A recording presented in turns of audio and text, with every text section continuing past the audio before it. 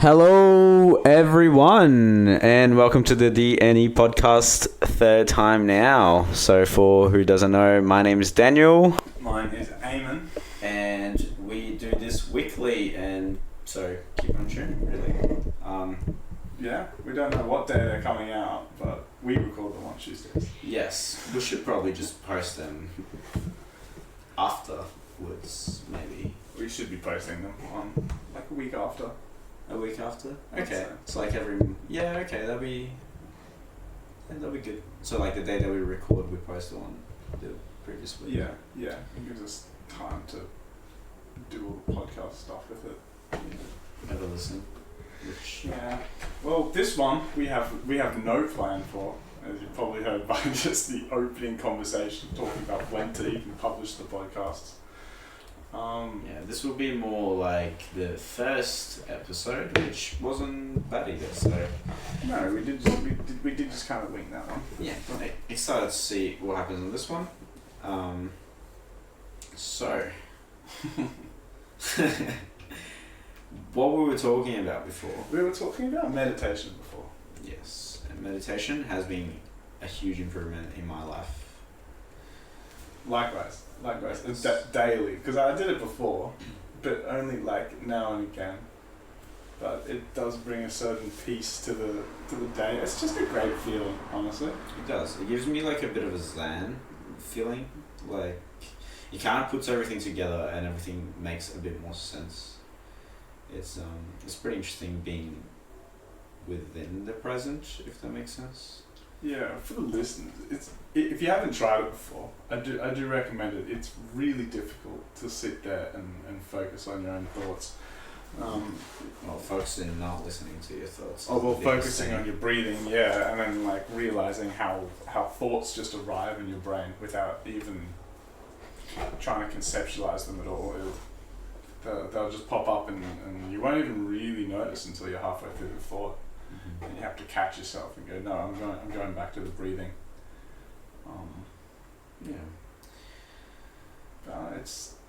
It's a strange experience. I've heard some things about how like you are not your thoughts, and when you start meditating, all this stuff becomes a little more. You understand it better, and it's crazy. I mean, you are your thoughts, and the thing that I can't understand from it is you kind of learn how to keep away from those thoughts, really. So at one point they don't really appear as much anymore, is what I've been noticing, at least. Like a lot less negative thoughts coming into mind, just because I can easily just, in a way, so I try not to ignore any thoughts, because one thing that I've learned on this little path that I've been going through now is acknowledging and accepting thoughts, good, right? Yes. You listen to something pops into your brain and you're like, yeah, that's cool, and that's it, really. Nice. It doesn't. Does it help me in any way possible? No. Okay. Moving on.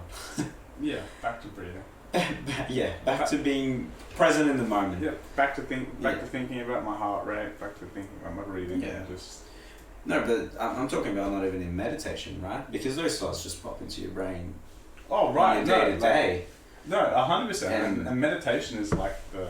Yeah. It helps you focus on what actually matters. It's the gym for your brain that helps you in these moments in day-to-day life. Yeah, I agree. When then the thoughts come across and you go, what the hell, no.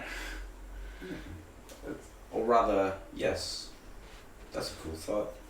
But I think that's what they mean by you're not your thoughts, in the like, without meditation, these thoughts just manifest in you and you don't really have that control, and like we are really just kind of starting our journey on getting that control.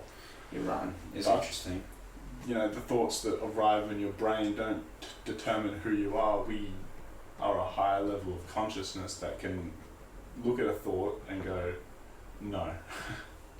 Yeah. Or yes, and then choose to engage in the thought. But without this practice, without this training, you're kind of just susceptible to the neurochemistry. I mean, some people are a lot better than other people at this already. They just fairly well. Just like naturally. Yeah, some people can naturally just compose themselves a little better. I can't relate to that, but I do know a few people who are pretty. I can't. Do you reckon they do things that have like a therapeutic or a meditative state? Don't know. Or no? I think they're just chill people in general, and I think that's what would kind of define a green personality. Yeah. Yeah. just chill, just in the moment, a bit like. Have we covered the No, personalities on here? We haven't at all. Do you want to give us a brief overview?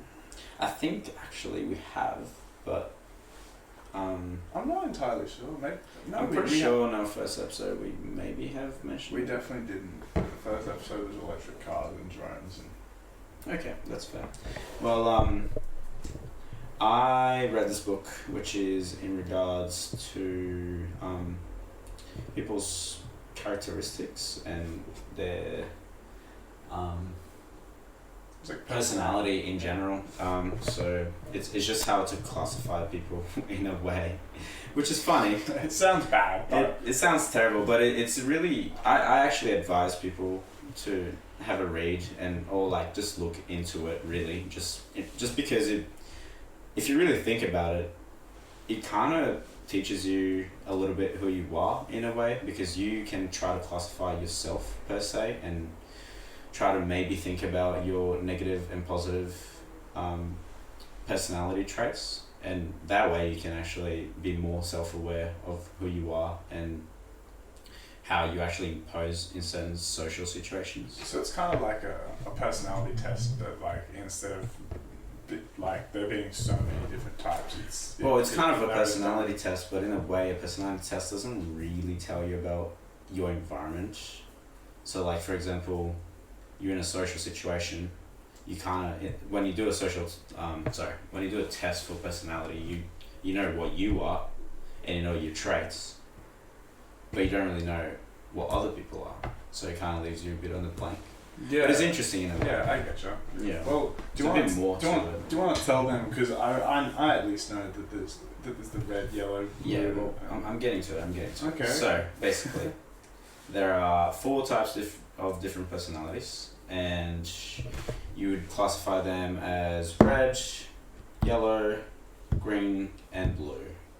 And basically, the whole idea is people can have multiple. People won't have 4 types of personality, and it's very rare to have only 1 type of personality. So it's more on the 2 and 3 sort of personality traits that you would carry, or your person would be. Yeah, like a mixture of them. Yeah, your person would be more led to have 2 types of personalities that you would have the most, and it's just kind of interesting because, well, I don't take it religiously. I just find it very interesting because, and I explained this to you before, and I'll give a quick explanation. It's really interesting that for thousands and thousands of years, we have classified people in the same sort of way. So, for example, the red in the Aztecs culture was fire. Yellow was like earth, I must say. No, green is earth, and then you have wind and water. Wind is yellow, and then water is blue. Yeah. So it's just interesting that we have known for so many years how to classify people, and it's funny that we haven't changed that much inside, which is actually kind of interesting. Right, that like these personality types have stayed consistent over time. We are consistent people. I don't want to spoil the book to you, Marcus Aurelius' Meditations, but basically you read it and you can actually sense a very direct sort of feel to it. You can relate, and it's funny because that happened about like 2,000 years ago. The intimacy of it. Yeah, it did actually happen about 2,000. And that guy was thinking very similar to how I think of, like, for example, the world and how crazy things are, right? And the book is basically him talking to himself, And Yeah. it's really interesting how he lays things out in a way where he's just talking to himself and he's in a way pepping himself up. He's trying to help himself, right? So it's really interesting how it goes.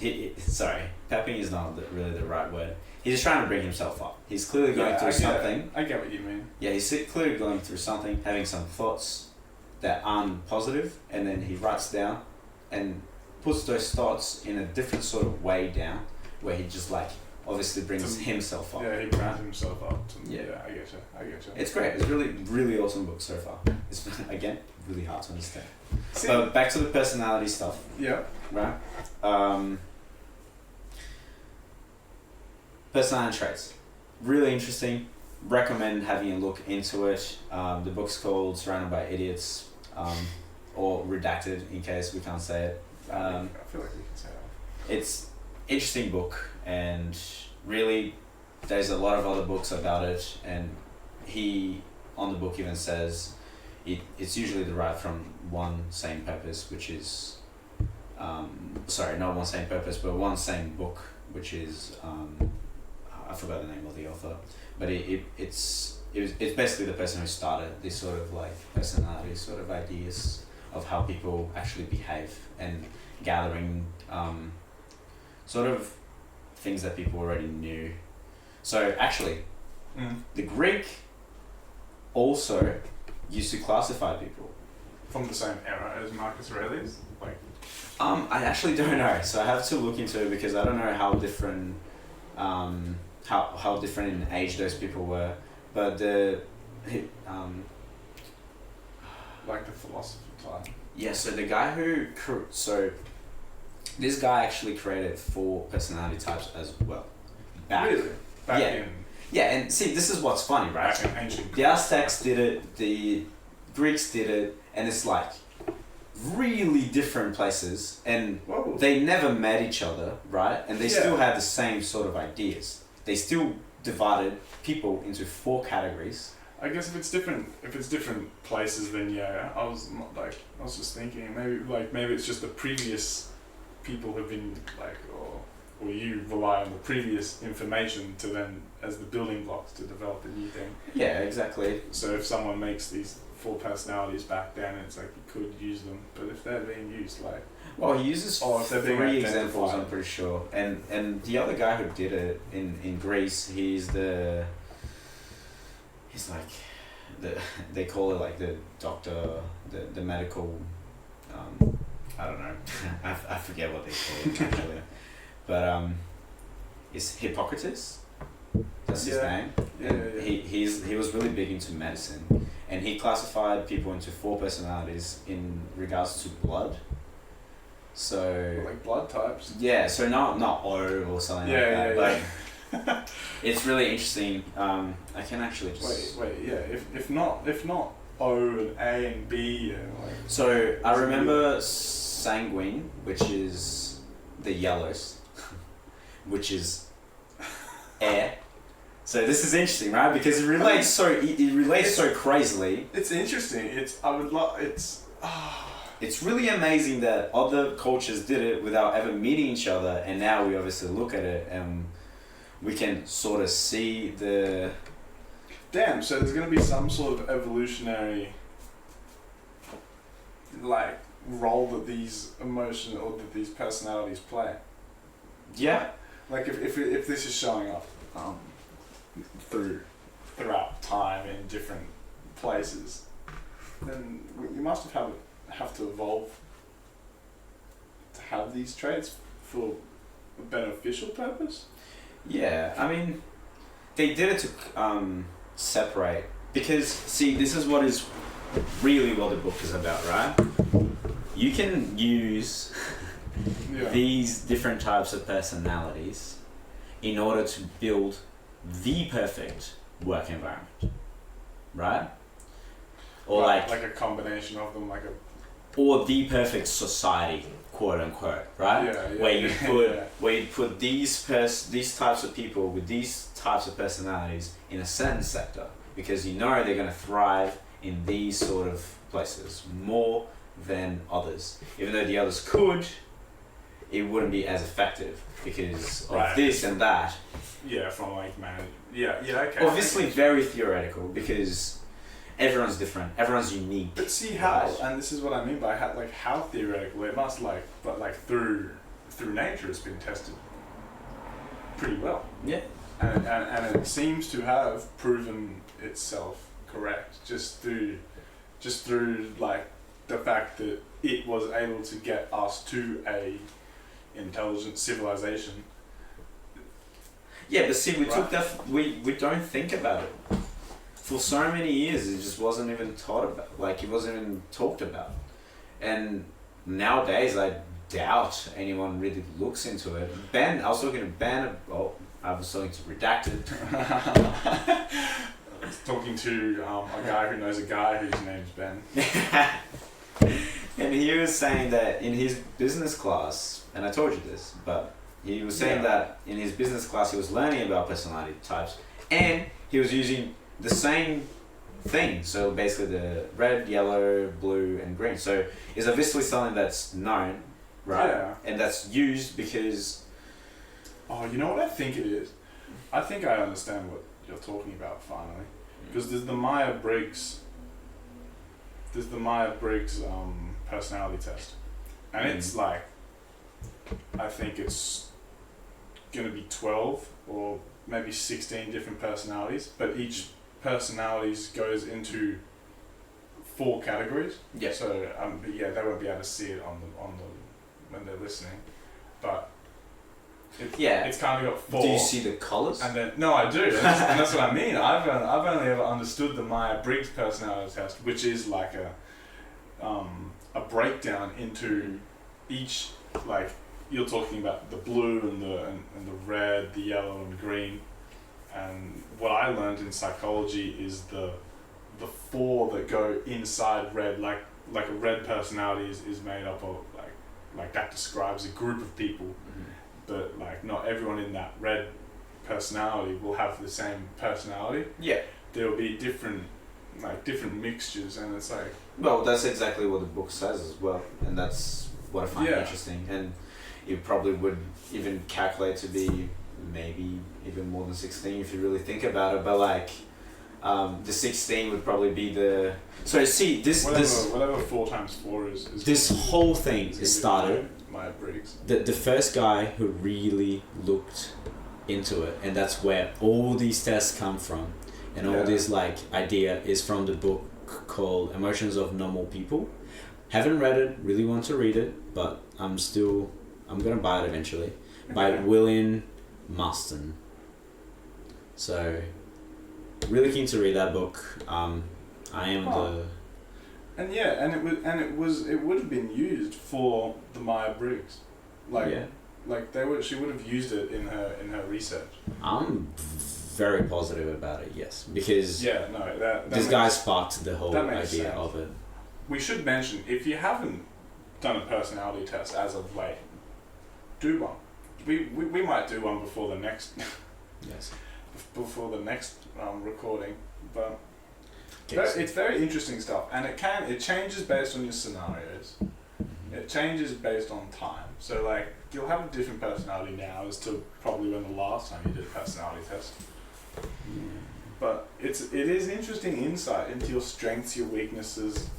I think online you can do them, and it gives you full breakdowns as to like jobs that are good for your personality types, or like but never follow anything too hard as well. Like, no, well that's what I mean. It'll change over time. Yeah, but it's a nice guide to understanding yourself a little bit more. Yeah. Okay. By the way, I found Hippocrates. So he lived in 370 BC.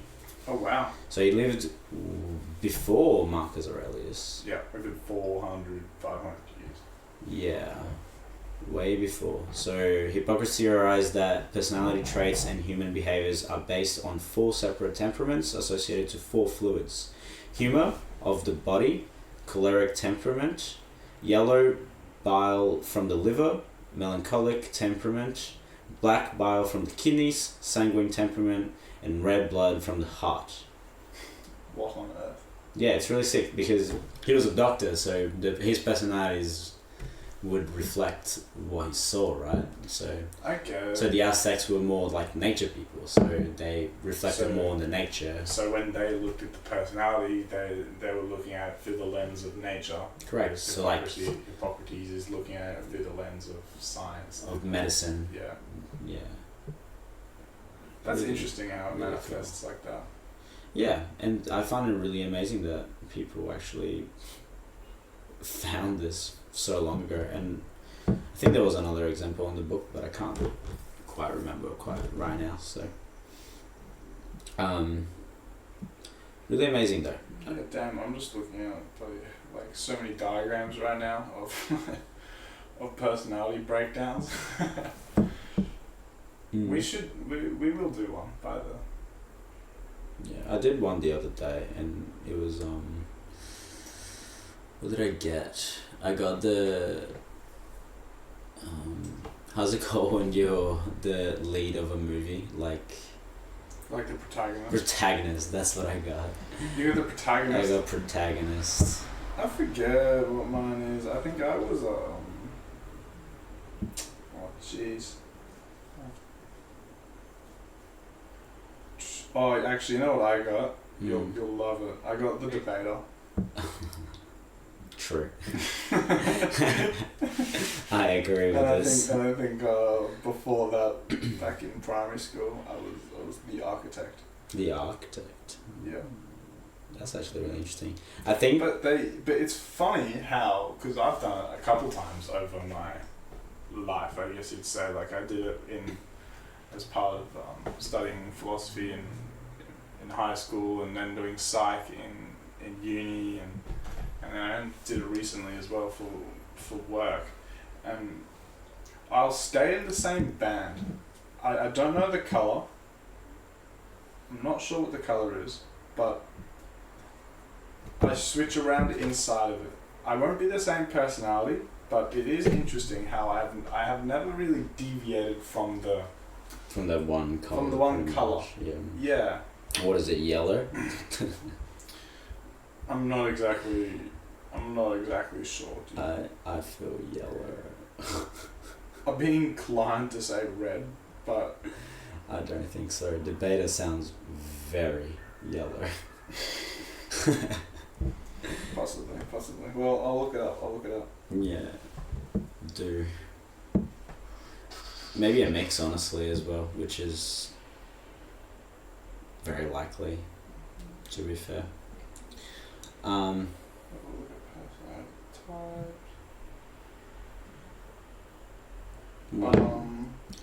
To continue the conversation moving.